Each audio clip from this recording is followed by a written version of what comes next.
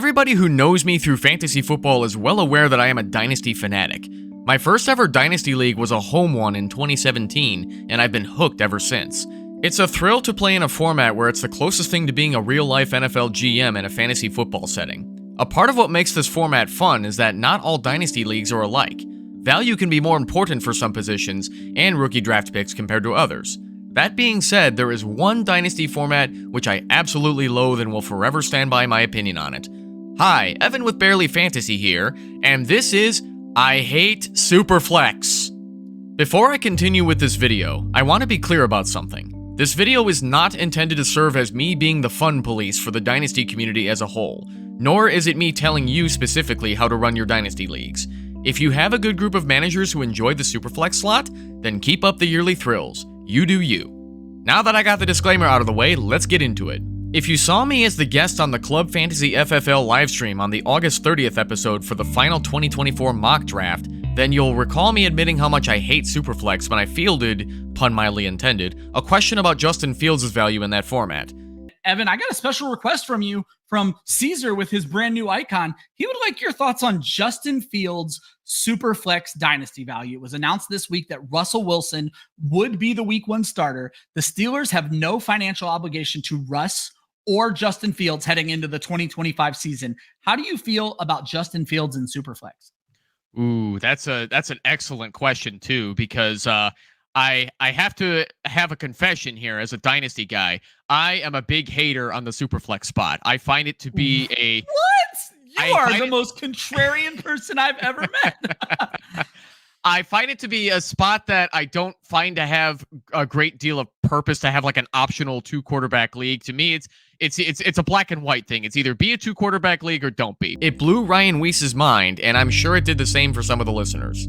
If you're unfamiliar with the SuperFlex slot, then you'll find plenty of articles and videos that cover it well enough. I don't need to do that in this video, just Google it. You'll find it in a lot more Dynasty leagues than you will in redraft leagues. Ever since I started playing in Dynasty leagues, I have never shared the same attraction to the SuperFlex slot as many others in the Dynasty community. Essentially, it changes the format into an optional 2-quarterback league.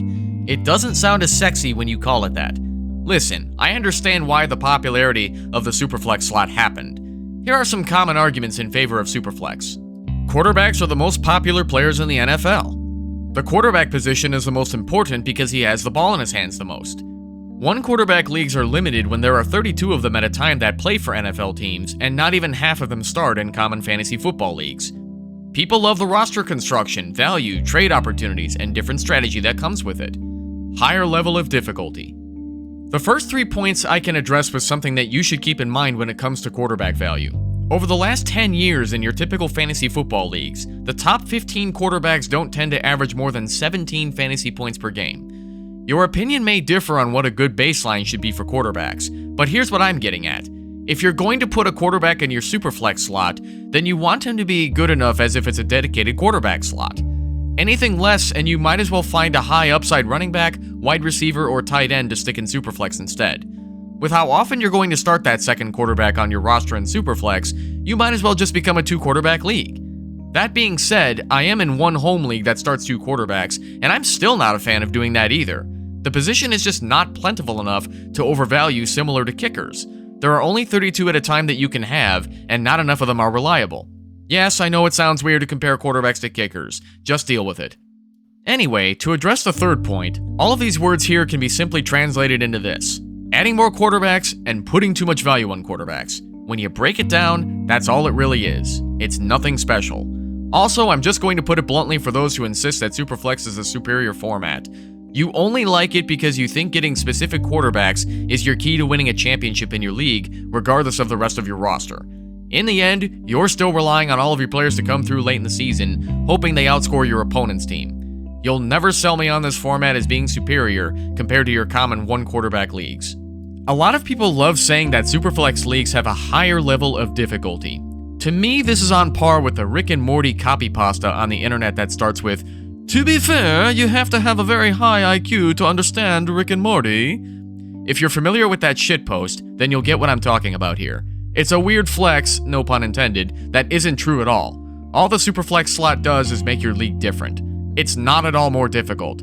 SuperFlex simply does what was said in the third point by changing your draft strategy, trade value, and roster construction. That's it. People who believe that SuperFlex increases the level of difficulty in fantasy football probably also views themselves as expert players because they crush their relatives who play casually in their family league every year. SuperFlex has always been a goofy, hastily crafted format trying to solve a problem that isn't as big of a deal as people make it out to be in fantasy football. If you're dissatisfied with the default scoring system you get for passing, then simply change the scoring for quarterbacks so that they don't have all the fantasy points sitting on your waiver wire. Level it out with rushers and receivers if you can. Don't just add SuperFlex and throw more quarterbacks onto rosters expecting that to be a good solution. Thank you for watching this video. Let me know what you think of SuperFlex in the comments. If you like what you see on this channel, then subscribe so you can see more of my longer videos and shorts. Keep calm and play on, my friends.